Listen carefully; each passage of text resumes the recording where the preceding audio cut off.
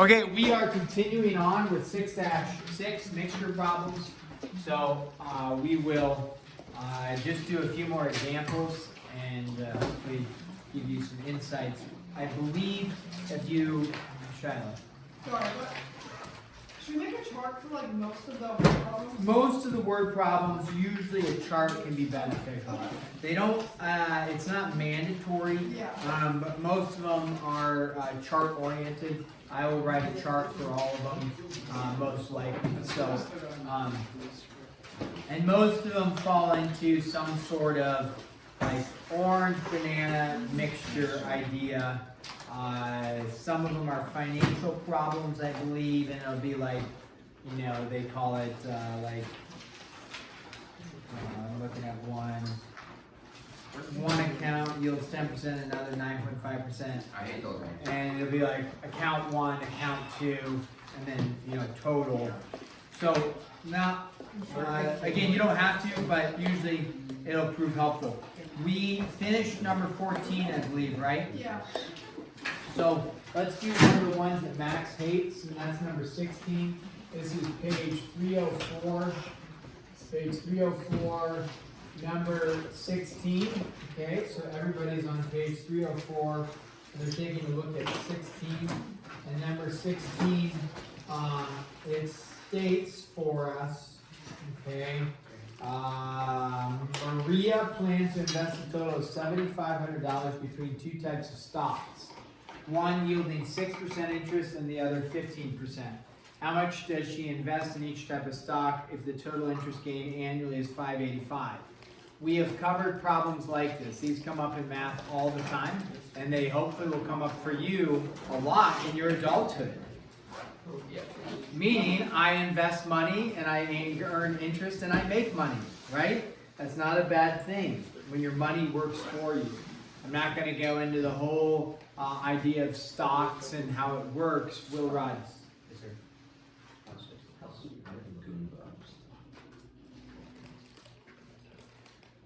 But the general idea is, if you start a company and you think it's a really good idea, anybody watch Shark Tank? I love Shark Tank. Okay, but the idea is that you, if you're like, this is a really good idea, but I have no money to implement the idea, you would go to somebody and say, hey, if you give me money, I can then produce whatever it is. I can make money, and then I'll give you your money back plus extra, right? Because the person lending you money generally doesn't want to just give you money. If, you know, now amongst your friends, usually, if you're like, hey, can I borrow $1? The expectation is that you borrow $1, and then how much are you going to return in general? $1, right? You borrow $1, you return $1, right? That's the general idea. In the financial world, does the bank give you $100, like lend you $100, and then you only have to pay them $100 back? No.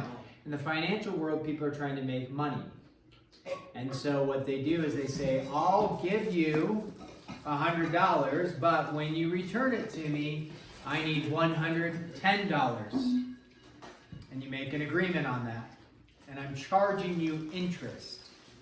So that's what you're doing for a stock, is just where you're essentially lending money to a company, and they don't guarantee they're going to return a certain amount, but based off your research and you think, this is a good company, like Shark Tank, if you ever watch that, they say, hey, we will return, we'll get you your money back, plus we're going to give you a certain percentage back as well.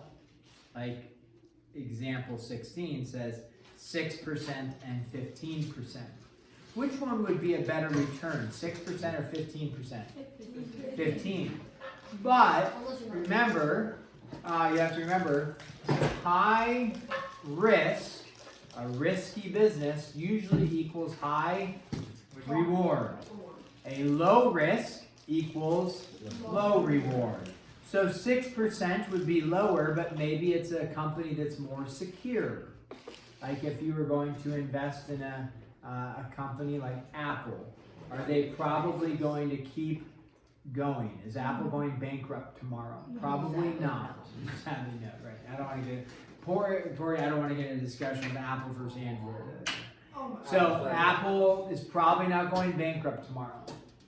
So, right, not a risky investment. You could lend them money and you probably would be able to get your money back with a little bit of interest, right? But you pick a startup company like Shark Tank, you may think it's a cool idea, and you invest money in them, whatever company it might be, and that company survives. I saw one that it was some lady offering not energy drinks, it was for like toddlers, for little kids. It was healthy electrolyte, nutrient drink, whatever for little kids, but with no sugar added. So it's, and so it was a kind of a cool idea. And she got some, tried to get some investment from Shark Tank. They actually didn't invest in her, and then the company is now, I think, eventually out of business. But other people had invested in her, and they went out of business. That was kind of a higher risk, right? But if it had gone big, they would have probably had high reward on it. But it didn't go big, and so it went out of business. So it was risky. So that's when you look at stocks, you're like, why wouldn't you just do 15% interest? Well, because it's typically a higher risk investment if you're returning that much, right? Are there high-risk people and low-risk people that you lend money to that you know? Like, if I lend money to this person, I may not get it back. You don't need to say names on camera. Olivia. Are there low-risk people that you lend money to that you know you're going to get it back, probably get it back that day or the next day? Like, yeah, I'll get it back, no problem, right? So it's the same with, a company. So, so with this, there is an equation that we review or learn back in chapter whatever it is, can't remember, chapter 2, that deals with finances, that deals with money invested and money and interest earned. Anybody remember what that equation is? Oh. Okay, it's worth memorizing. You should write it down somewhere or make a note where these equations are in your book. But what it is, a general equation is this.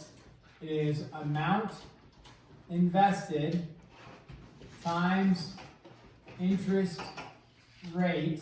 Now, usually they call it a simple interest rate because it differentiates between compounding interest, but we're not going to worry about that. And then this is equal to interest earned, okay? Interest earned, the amount of money you earned. Now, it's not equal to the total money you have, but how much money you make. So I say let's do some basic simple math, but I have to be careful saying that because sometimes it proves challenging. If you have $100 invested at 10% interest, how much money do you make? $100 at 10% interest. How much money do you make? $10, right? So your interest earned would be $10. You have $110 in your account, but you earned how much? $10. Simple interest just means you're getting that once a year. Compounding means you're getting it and then you're getting interest upon the interest upon the interest. Discuss that at some other point, okay? So we just did an example. Okay, if I invested $100 times, do I say 10% on my calculator when I'm going to do it with a mental math? No, it's actually what, 0.1. So it is 10%, but we change that to a decimal, 0.1, and then that would be equal not to $110, but just the interest earned $10. Okay? So when we look at this problem, number 14, it's not quite as easy because it has two different things going, right? It just says she has a total of how much money invested? 75, right? In two different stocks. So two types of stocks. So stock 1 and stock 2. So if you were going to set up a chart, which you don't have to, but it can sometimes prove helpful, is you could say, okay, stock 1 and then stock 2 and then your total amount of money. So what this would be is, a chart that would look something like this. And what we're interested in, like with stock 1, we're going to be talking about how much money was invested in it, and then also talking about the rate of return with that stock, right? And then how much interest was earned with that stock. So let's go with this. Amount will be the first thing. We're actually going to follow the equation we used, but the amount is the first thing that we're going to talk about. So when we look at this chart, give me a second to at least get it started. When we look at stock 1, does it tell you that Maria invested $2,000 in stock 1? No. So therefore, what do you put? How much did she invest? If you don't know, you give it a variable. So we could say X, or you could say A, or whatever. I'll just say traditional variable X.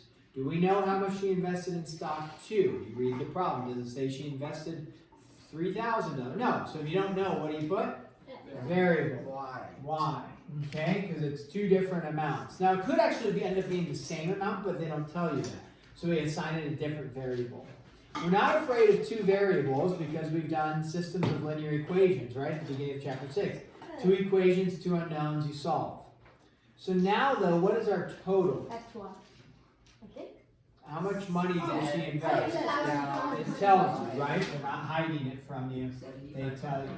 Now, based off of that information, could I write a real nice equation? Yeah, you bet. X plus Y equals 7. Okay, so X plus Y is equal to 7,500. Yeah, we're catching on. These follow, a lot of them follow a very similar pattern, whether it's money or bananas or oranges or acid or whatever. Okay, the second thing with money problems though is we deal with amount invested times, right? What's our interest rate? So here, this is going to be times interest rate. Okay, now, what is the interest rate of stock 1? 6%. Okay, the first one listed is 6%. We actually, you could write 15%, you wouldn't get it wrong. But then the second stock, what's the interest rate on the second stock? 15%. Now, the issue here is sometimes people get confused with charts that they're looking at, oh, well, the total is 21% interest. No, there's just nothing actually goes in that spot, okay? Because there's no, it's two separate interest rates and nothing goes in that spot. So that gets a little confusing for some people, okay? But the interest earned is equal to interest earned, okay? It doesn't tell you how much interest she earns from stock 1, does it? It just says 6% interest. Does it say she earns like $217 from stock 1? No.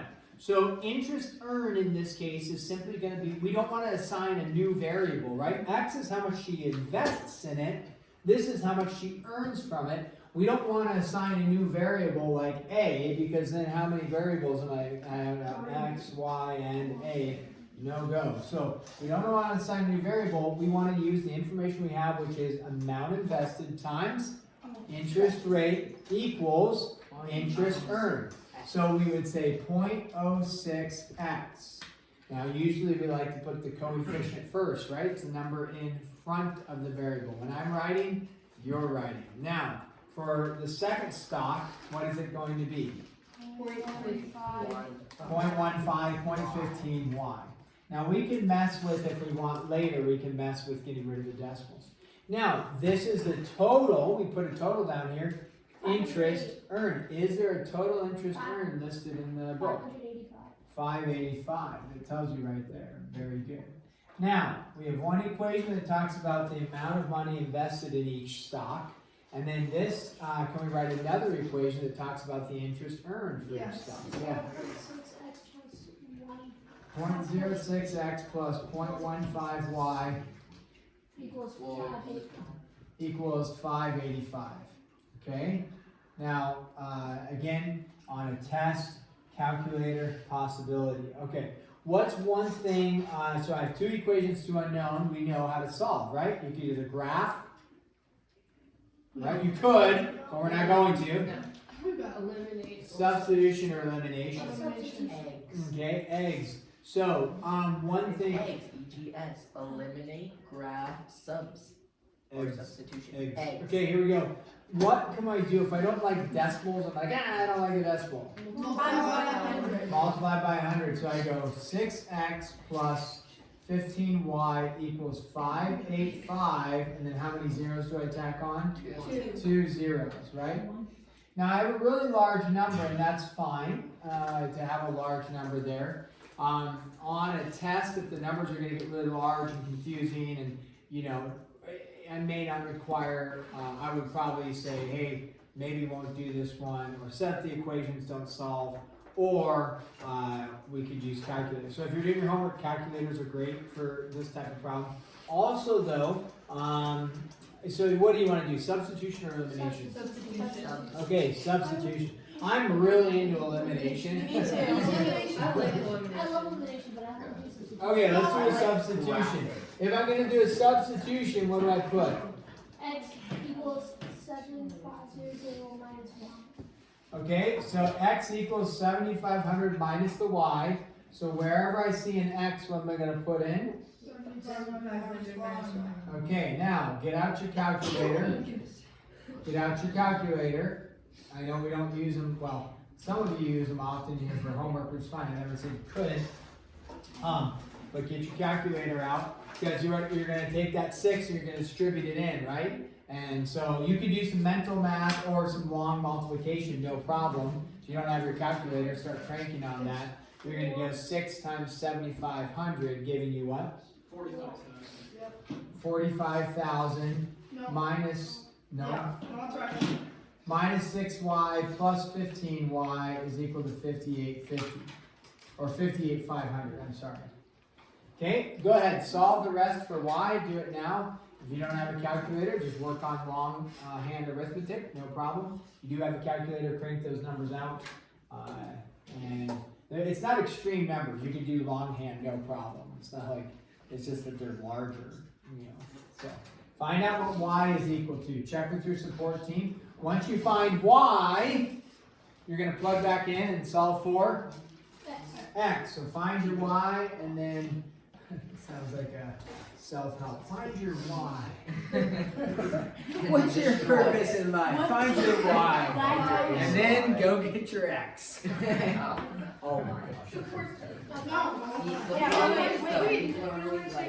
Now y, guys remember, y cannot be negative, because what does y represent? An amount of money invested, right? You can't Also, invest no money. you can't have negative money invested. Also, can you have, what if y came out to be $10,000?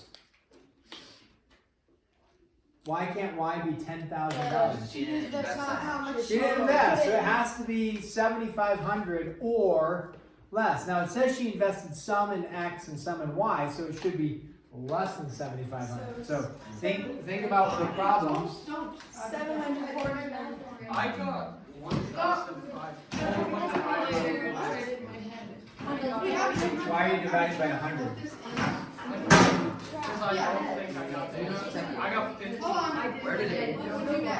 I got it behind the Took your pencil? Yeah, I Let's just say I got 100,500. Oh, so you're gonna- I did it in my head. I have no clue if I did what I just did correctly or if I completely screwed Is up. anybody getting 9y equals 13,500? Wait, I almost got it. And then it's So I can do it right. Wait, what is it? Oh, wait, I got it. It's Alright, it's 5. 13,000. How did I get a negative? Yeah, it's wait, y equals y equals 1,500. Oh, I didn't get that. Why? 1500. Yes, but then 1500 But then we have 15 plus. It's 6,000. Oh, darn it! I don't Wait, know, now, I did it in my head. now, Yes.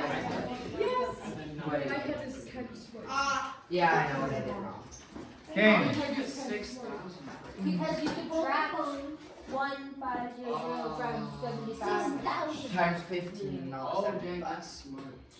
I did it. Okay, so solving for y hopefully is not difficult because it's a basic, it's not arithmetic, it's an algebraic equation, but it should not be challenging for us, hopefully.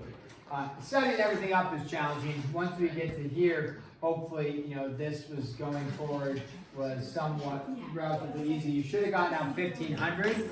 You plug your 1,500 back in, what do you get for x? 6,000.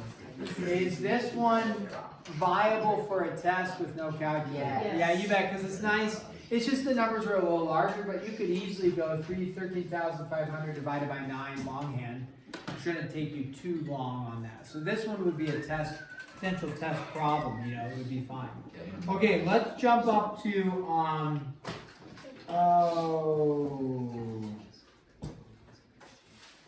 Say 20? Sure. Yeah. Okay. Just because Let's go with 20. because I like to. 20. Okay, 20. A pharmacist. This is a good one. Because these ones are mixture problems. Got it. Okay, 20. Let's go ahead and read number 20. Okay. You know why teachers have like students read out loud? To make them feel bad about their abilities. Yeah, No, I mean the whole purpose, like the reason why I would have you read it out loud is to make sure that you're actually looking at the problem. Like, hey, somebody read out loud for us, and so that it forces somebody to engage, right? And so it's like, hey, or you know, let's each read a sentence from it. It's like, okay, then everybody has to be on top of where are we at. Anyways, or we all read together. No. There's the fast reader. Right. Number 20. A pharmacist is making an antiseptic of iodine and alcohol. The solution that he now has is 5% iodine. He wants a mixture that is 6% iodine. Okay, so he's going to go from 5% up to what? 6, right? He's going from 5% to 6%. So he's going to have to increase the amount of what? To go from 5% iodine to 6% iodine, he has to increase the amount of iodine or decrease the amount of water or whatever else is in it, right? Alcohol or something. What? How's he gonna do that? Decrease it. It's already mixed, so he's gonna use, or take out the water. Oh, Jacob, you know, I don't know if you can boil iodine. You know, like you can boil salt water and get rid of the water and have more salt. I don't know if the pharmacist is probably not in the back like boiling iodine. He'd probably just add some more iodine and then have okay. So, he wants a mixture that's 6% iodine. How much of a 10% iodine solution? So keep in mind, he is not adding 100% iodine, right? He's adding a 10% iodine solution. So that's it. Just remember, like we talked about yesterday with vinegar or whatever, if you get a vinegar bottle, a gallon of vinegar, right? In that gallon of vinegar, it's not straight vinegar. That would burn your eyes out if it was 100% vinegar. So what it is 5% vinegar and then 95% other stuff. The other stuff I believe in vinegar is just water. Right? So they take vinegar and then, now, I mean, I use the vinegar example because I use vinegar quite a bit to clean. It's like a natural, nice cleaner. It kills salmonella. Did you know that? Vinegar? Really? You know what salmonella is? It comes from like chicken or, you can get it from fish and it kills E. coli. So if you like, no E. coli, not Ebola. So, yeah, if you're like cutting up chicken and you want to clean your counter because you have chicken juice all over and that could contaminate, you could get sick from it, you can just spray it with vinegar, let it sit for 10 minutes, and it's a lot better than bleach because you can drink vinegar. Right? Apple cider vinegar. You use vinegar in cooking. You do not use bleach in cooking. Pro tip. Okay, so Bodhi. Yeah, vinegar tastes good. You can make buttermilk with vinegar. You just take milk, add vinegar, and it turns it into buttermilk, which is awesome. It sours it. So in this, remember, so a 7% vinegar solution is going to take that. It would raise it to, it would have more vinegar in there, and then it would change it to 93% other stuff. So it's what they're saying here is, right, he's got a 5% iodine, and he wants to increase it. But we're not pouring in 100% iodine, right? We're pouring in a solution that only has 10% iodine, right? So that we have to keep that in mind. Yes, Avery. May I please go to the bathroom? It's an emergency, be gone. Okay, here we go. So let's take a look at number 20. What we have is, we have three things going here. I'll help you with the chart. we gotta finish. It says, how much of a 10% iodine solution and how much of his original antiseptic should he mix to make 50 milliliters of the new antiseptic? The new antiseptic he wants is going to be a 6% solution, right? So he's gonna mix two things, get rid of this, and then end up with a new thing. Let's talk about percentages. What are the two percentages he's mixing? 7 and 5. 6 and 5. Oh, 6 and 5. Oh. What the heck? My brain. 6 and 5. 5 No, what are the two 10, percentages he's 10 mixing? and 5 5. and 10. 5 and 10. What does he want to end up with? 6. 6. There we go. So we have, if we build the chart, we could build it this way. The two percentages that he's mixing a 10% and a Not 10. 5%. And what does he want to end up with? A 6%. Okay, so our chart could look like that. And so it's kind of this, it's the same as over here, kind of like a total, except we're not going 10% plus 5% is 15%, right? We're going 10% solution added to a 5% solution to raise it to a 6% solution, right? Okay. So in this, it says that it's to mix a 50 milliliters of new antiseptic. That means he's going to have, some total, what's his total amount of antiseptic in terms of milliliters that he's going to have? 50, okay? So the 6% solution is going to have how many milliliters? 50. So if we call this the number of milliliters, number of milliliters, the 6% is going to be 50, okay? Well, the question is, how much 10% is he adding to the 5% to make a mixture of what? 50. So do we know how much 10%? No. Nope. Do we know how much 5%? Nope. Don't know. So it's going to be the X and the Y. So now we've got to look for other pieces of information in there or think through just what the chart is going to be. So with these types of problems though, is that you have a, we worked with them back in whatever chapter, this is going to be the percent of iodine in the solution, okay? So we already know for 10%, right, what's the percent of iodine in the solution? Well, let's get rid of the percent and just say it's 0.1, right? It's 10%, but we're going to put it as 0.1 because that's what we're going to end up using in the end. Then what's the percentage of the iodine in the 5% solution? 0.05, and then what's the percentage of the iodine in the, 0.06. So if you want to find out the number of milliliters of iodine, right? Think about this with me for a second. Using, if we said, hey, if there's,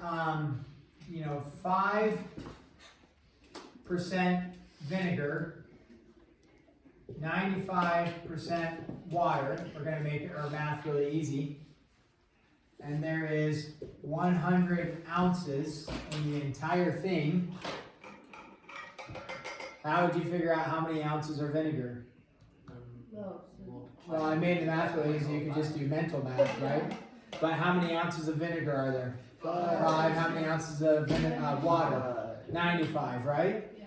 And you would do 0.05 times 100, that would give you the 5. 0.95 times 100 gives you the 95.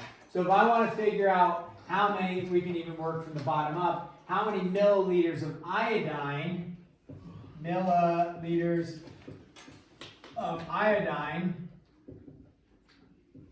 I simply take my milliliters of solution times my percentage of iodine to give me my milliliters of iodine. Figure out how much iodine is actually in there. So it says what, 0.06 times 50. What's 0.06 times 50? 3. So in this, he only has 3 milliliters of iodine. How much iodine does he have for the 5% solution? 0.05. Why? Sorry, going from bottom to the top. And then how many milliliters of solution does he have for the 10%? 0.1x. Because the question says how much of the solutions should he mix together? Yeah. And you get 3. You multiply 50 times 50 times 0.06. People told me it was 3. Yeah, because it's 30. I mean, I feel good about it. Okay. Yeah. 0.06, like 6 times 5 is 30. 30 and 0 is 300. Move the decimal place twice, so 3. I feel good about it. Plus 6% of 50 seems about like 3. Easy. Okay. So now I need to write 2 equations. What are my 2 equations I can write? Y That's plus it. X plus Y Yeah, go ahead. X plus Y equals 50. 0.1 X plus 0.05 Y equals 3. Okay, now with these guys, these questions, I know they're like they can be a little difficult, but with practice, you start to like recognize the charts, and they're all kind of similar, right? I mean, they're a little bit similar. The hard part is transition from oranges and bananas to stocks and bonds to you know, iodine and acid, you know. So, how would I go ahead and solve this one? Multiply the decimals by. Okay, you can multiply this by 100. 10x plus 5y is equal to 300. What I would do there on that one, I would just get rid of the 5 out of all of it, is what I would do. And so I would call this 2x plus y is equal to 60, right? Just doing some mental math. And then you just divide everything by 5. Anytime you see an equation that has a common factor, if you will, divide, like, and you can reduce it easy, I would. Then I would do elimination, and I would just subtract this equation from this equation. And so it would be negative x minus y is equal to negative 50. Like that, you're just subtracting the x plus y equals 50 from this one.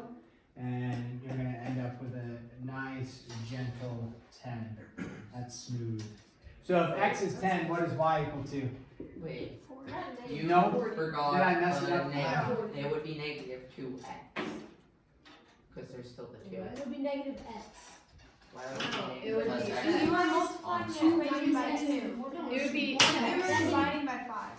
2x plus negative x is Okay. x. Guys, I go from this equation to here. I just divided this whole thing by 5.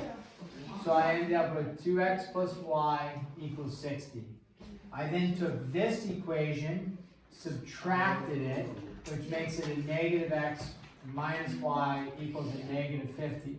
Once I do that, I combine because my y's will cancel, and I'm left with 2x minus x is x. X is equal to 10. Y equals 40. Y is equal to 40, right? Now, let's think through this in our last like minute or 10 seconds. The bell's gonna ring, just give me a second. Let's think through this. Does it make sense that he would have more 5% solution than he does 10% solution? Because he has 45% solution and he only has 10% solution. Yeah. Because he needs to be closer to the, like 6 is way closer to 5 than 6 is to 10, right? So he needs a lot more 5% so it doesn't get too much concentration. Okay? Do your best on this. If we need one extra day, I gotta be careful saying that because you have 3 days off. But if you're at home and you're like 6 hours in and all weekend is ruined, don't let the whole weekend get ruined with doing it, right? Take a deep breath, revisit it on Tuesday. We're not going to cover more material on Tuesday, but maybe we extend the homework to be due on Wednesday. Yeah, yes. The problem is if you don't try any of it, you're gonna be in a world of hurt on Tuesday. So, is it due Tuesday? Yeah. Yes. Try to get it there.